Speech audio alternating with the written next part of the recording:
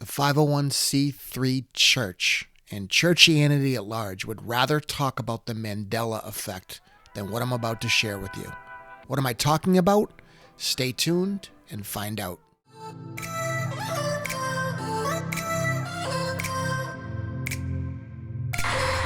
your eyes.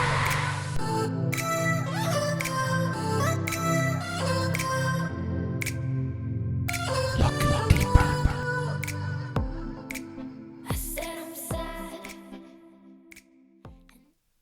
Hi, this is the Nothing Is As It Seems podcast, episode 3. My name is Mark. Welcome to the show. Today we're going to be shifting gears and we're going to be talking about something that's pretty near and dear to my heart. It's the Duluth model, which is the prevailing legal and social framework the whole system is based upon. Now, I have the benefit of almost 14 years of experience and testimony to speak to you from when it comes to this subject. Now, I'm not going to share my entire story on this episode today. It's far too long. At some point, I probably will. But very briefly, I've been involved in a highly contested family court custody case for almost the last 14 years. Now, they say normal, highly contested case touches about 100 pleadings. I'm on almost 600. It's probably going to touch 700 pleadings before this is all over with. And the things that I've seen over the last almost 14 years will blow you away. And I'm not just talking about me either. I'm talking about the thousands of other cases that I've seen and the things that have happened to my family and the things that have happened to my daughter. So the point of this, there's a lot of victims that come along with this subject. And there's a lot of darkness that comes with this subject. In fact, I don't believe that there is another subject out there that is more widely misunderstood than the Duluth model. And by the way, it's bigger than just the family court. That's just one aspect of this. This is an all-pervasive thing. And this doctrine, if you will, which I'll get into shortly, has made its way throughout the church.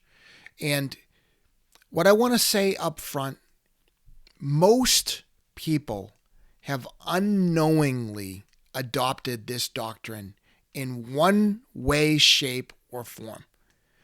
So, if you find yourself getting upset at the things that I've said, what I'm going to ask is, hear me out, digest it.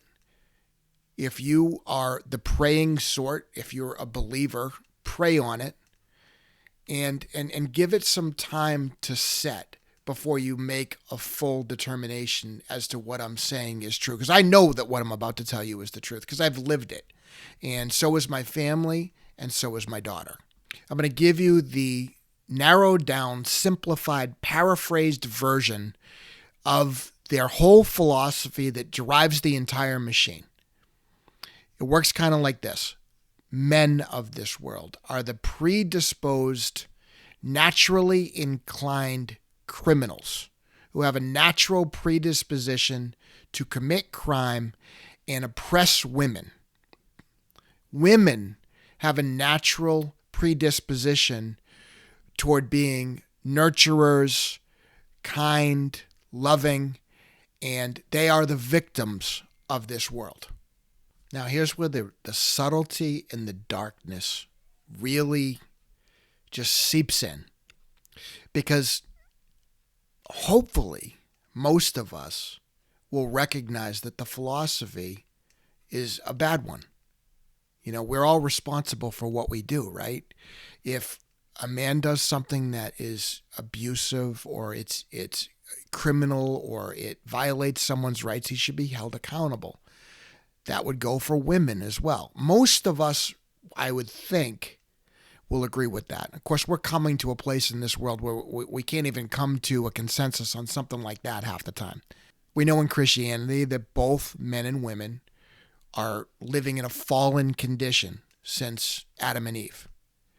And if I was preaching the gospel to someone who didn't believe, would be one of the first things I would say. I would say you take a child, obviously a boy or a girl, Do you have to teach that child to lie? Do you have to teach that child to steal? Do you have to teach that child to be disobedient? Of course, the obvious answer is no. That is their natural disposition. That's what they're naturally inclined to do.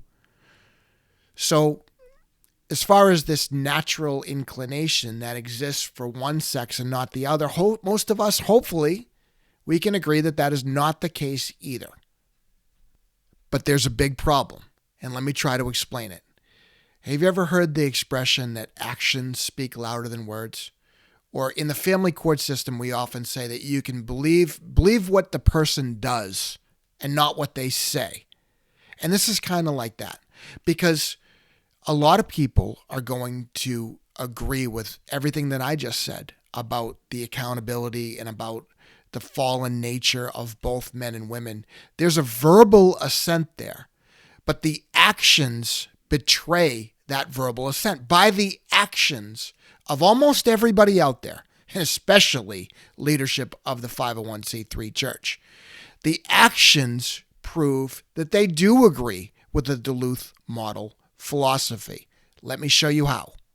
When there's a disagreement, how does the disagreement generally get resolved? Here's a common one for the parents out there. Your child does something wrong and is brought before the principal. And the child says, you know what? My parents make me do too many chores. They don't respect me. They don't support me like they're supposed to. It's their fault. And what do you think the principal is going to say to that child? Is the child going to win that argument, or are the parents going to win that argument? And I think we all know that the parents win that argument, and the question is why? Because parents have more experience than children do. They're generally more considered to be more credible than the child is. They have more life experience than the child. They're given more cachet than the child is, right? Very simple, and there's nothing wrong with that, by the way. Especially when the child is espousing something that is particularly vague, or there's really nothing wrong with what they're saying is happening to them in the first place. Now, here's a question. What happens when a man and a woman have a disagreement and they go before an authority? Let's say it's about custody. And again, this is bigger than custody. This is a paradigm that is society-wide and pervasive throughout all walks of life. But it's most illustrative, and it affects us the largest and at the biggest inflection points when push comes to shove. So two parents go before a judge in a temporary custody hearing. They both want custody. Mother goes before the judge and says, Judge, I'm the primary caregiver for this child. Dad goes before a judge and says, Judge, I'm the primary caregiver of this child. So it's one word against the other. He said, she said. Who do you think wins that argument? And I'll tell you, I had no idea that it was really as bad as it really is. But I will tell you that I would say close to 100% of the time, if not 100% of the time, the mother wins that argument. Is that right? But if you think about it from a philosophical standpoint, it's very consistent. Again, the father is the perpetrator of crime. He's got a natural inclination. Maybe he's not committing crimes now, but his natural predisposition is to commit crime and oppress women. So why would he get the benefit of the doubt if it's a he said, she said? The mother's primary disposition is one towards nurturing, towards loving, towards being a victim, towards being oppressed. So it stands to reason that she would win that argument. A husband and a wife go before a pastor or a priest, and they're having marital problems. And the wife says, it's all my husband's fault. He doesn't take care of the house. He doesn't do what he's supposed to do. He doesn't support me emotionally. And the husband says, it's all her fault. She treats me disrespectfully. Whatever. It really doesn't even matter. But the question is, who wins that argument? And again, I can tell you it's very close, and this might be a little bit less than, close to 100%, but it's got to be 80, 90% of the time. And I've seen this in the thousands of cases that I've watched. And you see it even in the preaching of the churches. Do you know that on Father's Day, it's become in vogue for pastors to preach against what men are doing wrong? Now, I want to make sure everyone understands me, because men do a lot of stuff wrong. Again, both sexes are of a fallen nature. But if you've adopted the paradigm, the philosophy of the Duluth model, where women are victims and they're naturally predispositions toward being loving, toward being nurturing, toward being kind, you wouldn't think to preach against females that are doing things that are wrong.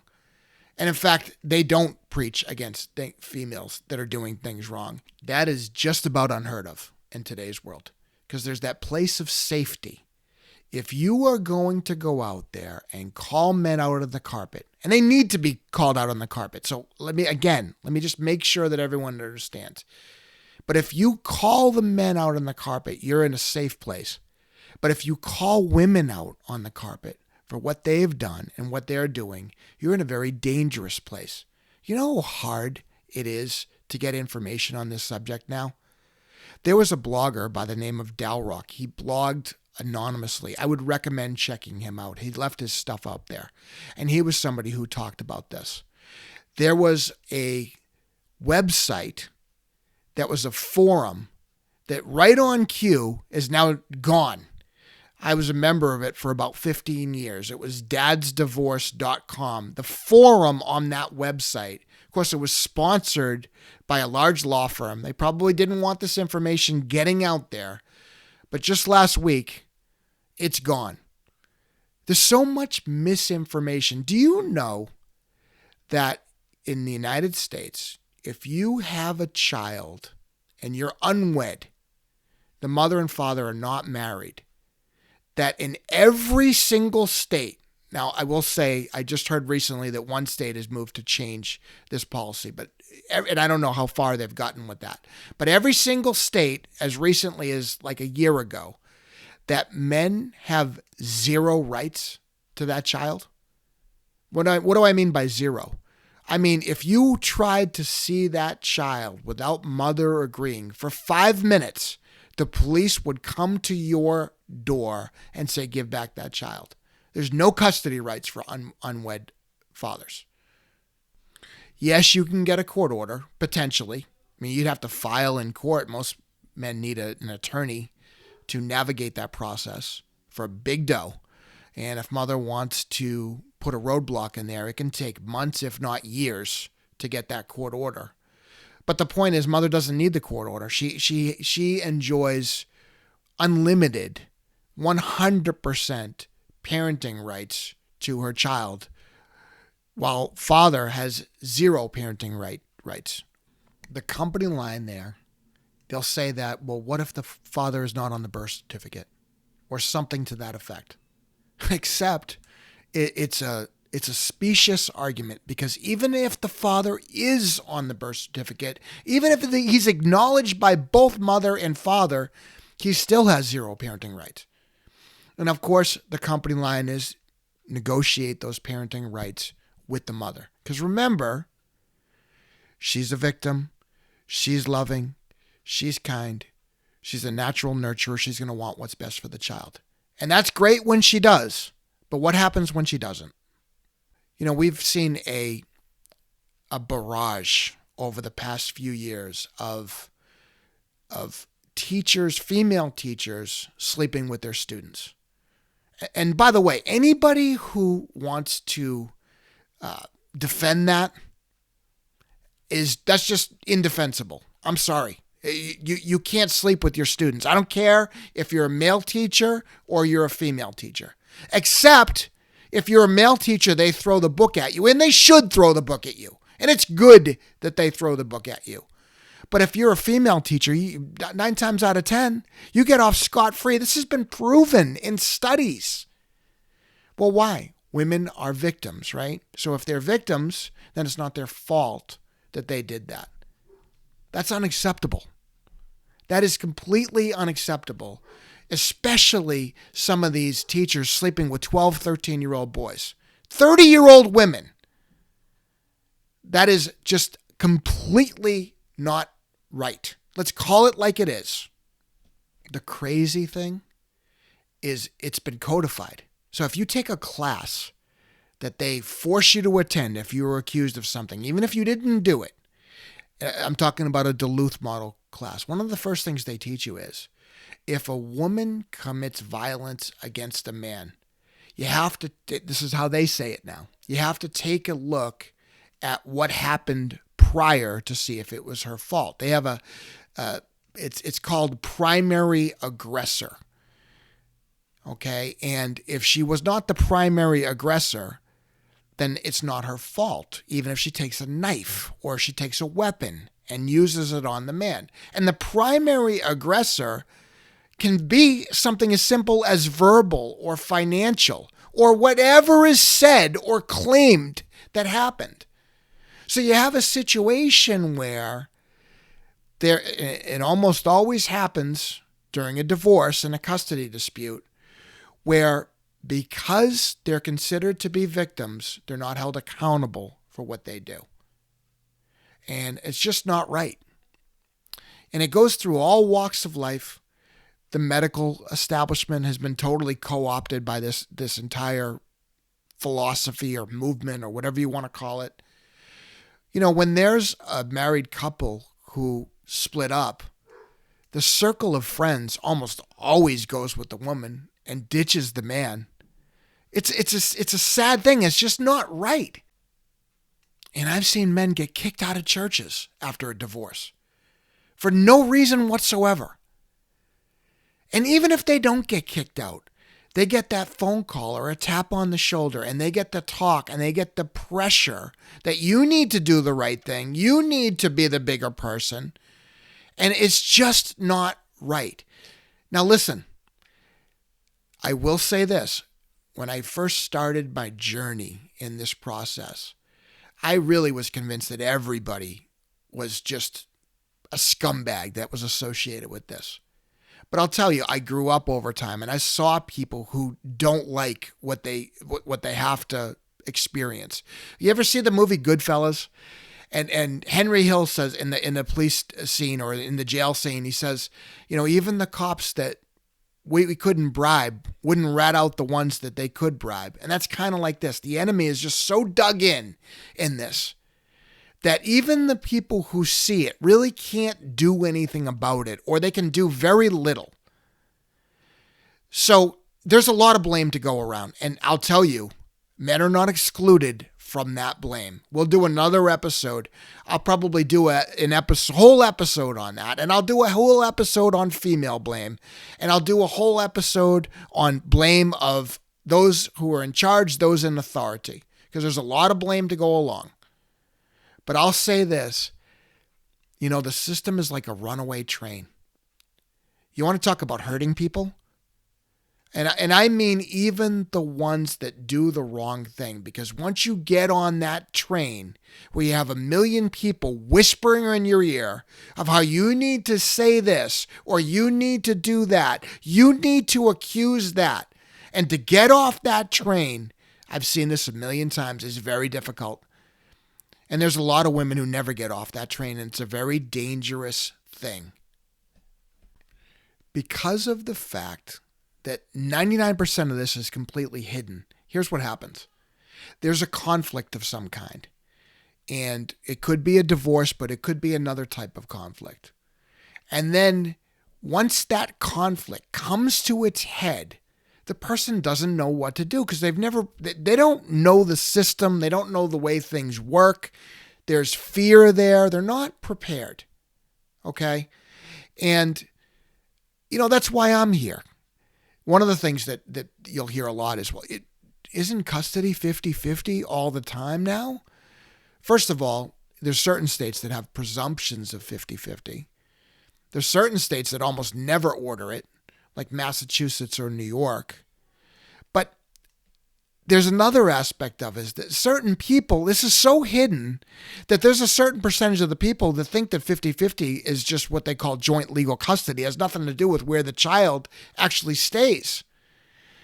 So you have someone talking about 50-50 custody, which is really joint legal custody, as if the child is spending 50% of the overnights with one parent and not the other. And then push comes to shove, like I said, and it's the 11th hour and there's a conflict, and this individual who's ever involved in the conflict is told, no, you misunderstood. 50-50 custody is just joint legal. It has nothing to do with the child being at your home 50% of the time. And the person is so frazzled and there's so much heat and pressure put on them that they capitulate.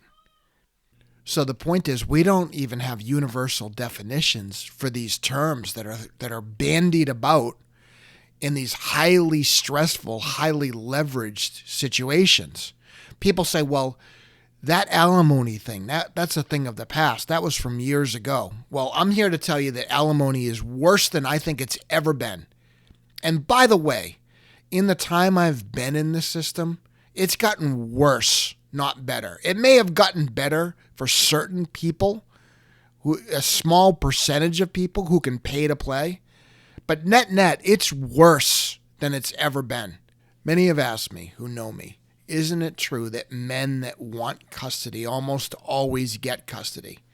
And the short answer is absolutely not. That's absolutely not true as a blanket statement. Here's how it really works.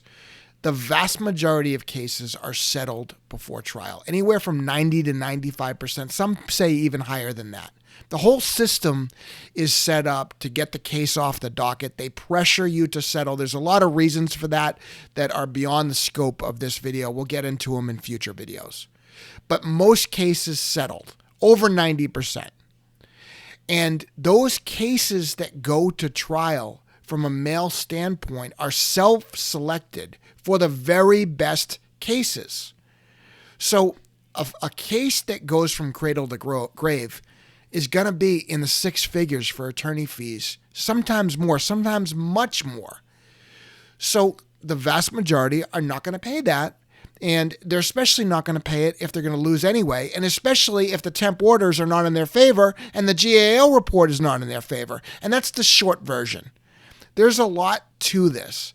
I'm not going to be able to cover it all in one episode, 14 years worth of experience. And I only understand and have an intimate knowledge of a little piece of it. Because like I said, there's more to this than family court and custody matters. This is society-wide we're talking about.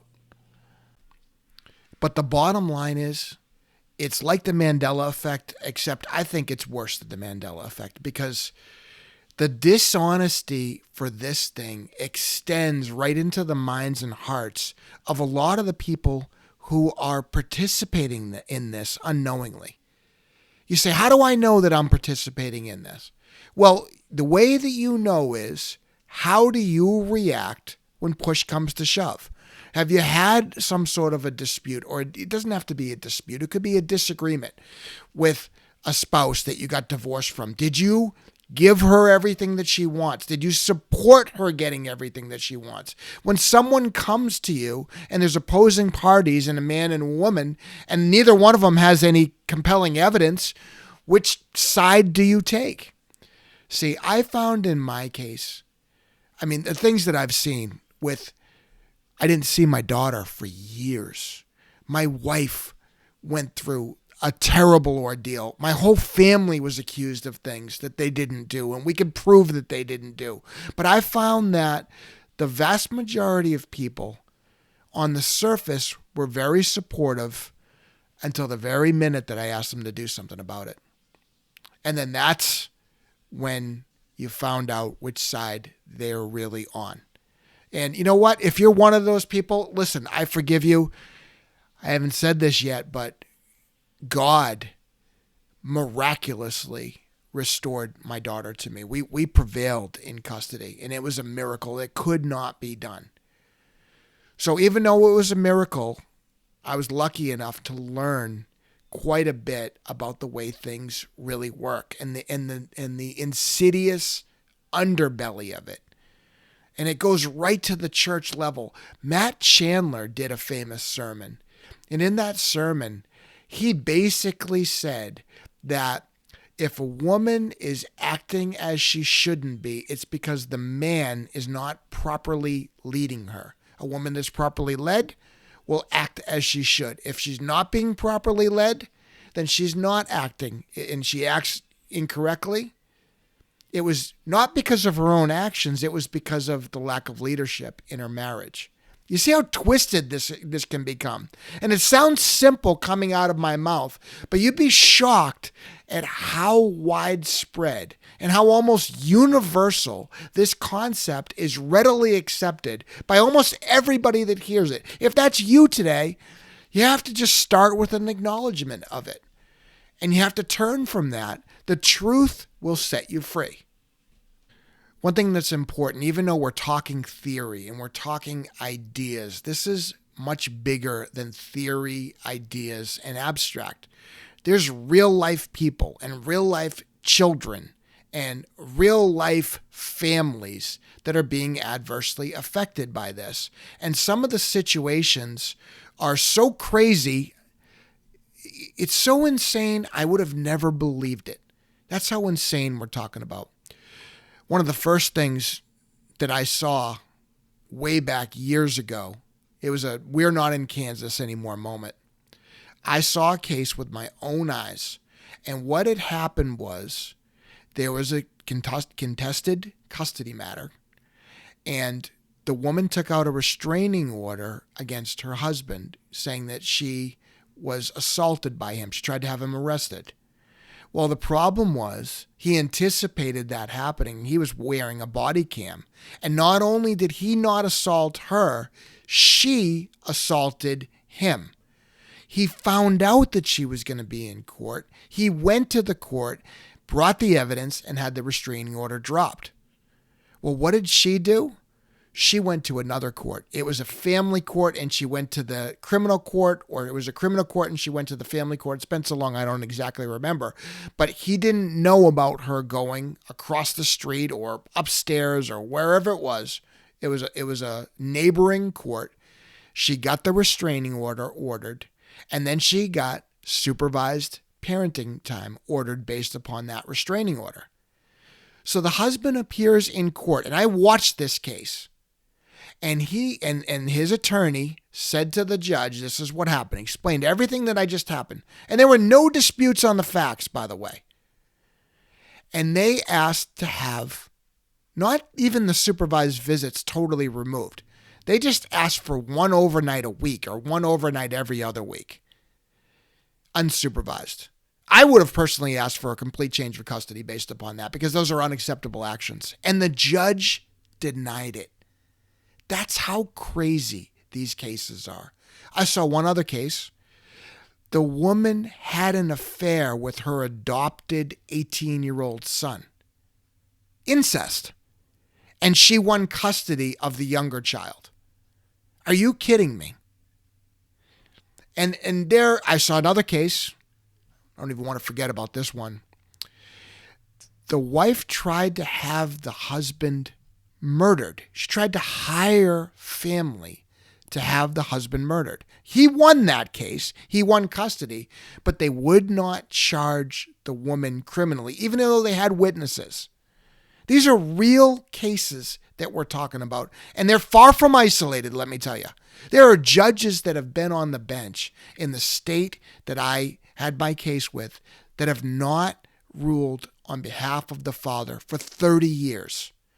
Case after case after case. You want to talk about discriminatory, and nobody cares.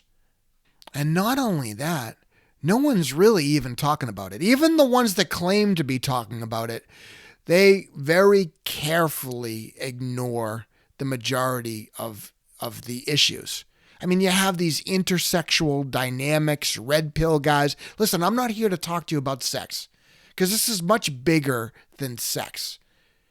This is a whole society that's collapsing because people aren't getting married like they used to anymore. We don't have children like we used to anymore. Is that the reason for all this immigration, this forced immigration? Some say yes. I don't even know. I don't even know the real reason. I know they're trying to destroy the family. I know they're trying to take authority away from the father and away from the man in the house. But there's more to it than that, I believe. So I think it just starts with getting the truth out there and having a discussion, having the courage enough to just reject every false narrative. Let's just simplify this. Let's go back to basics. The truth will be established out of the mouth of 2 or more witnesses. So you don't let somebody accuse another into jail or out of parentinghood or to leverage a great deal for money if you don't have evidence of them doing something wrong. Pretty simple. And then you don't automatically assume that either sex are these naturally pristine, noble, magnanimous, perfectly well-intentioned. You know, humankind is capable of tremendous evil. And then when you have the goods, you have the smoking gun, and somebody did something wrong, you don't let them blame it on somebody else or another group of people that they made me do it. You hold the person accountable individually for what they've done. So this episode is the start of hopefully an ongoing dialogue. And I hope it goes both ways. You don't agree with something I said, reach out. You do agree, you want to hear more of certain something, please reach out. I do help men out who are going through contested custody cases or they feel like they may eventually get there.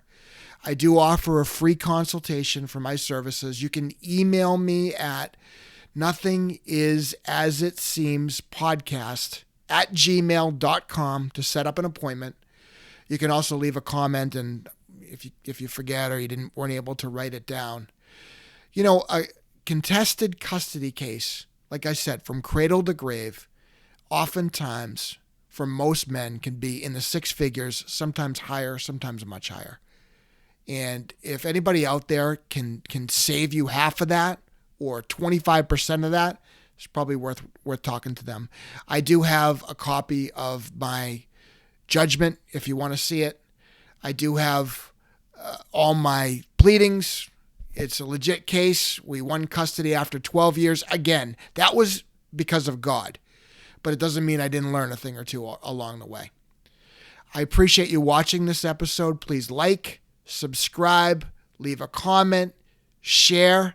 Next week, we have got Vincent Rhodes back for part 2 of our series in analyzing his videos about the Mandela Effect. The week after, we have a special episode. Hugo talks, and Hugo talks too much.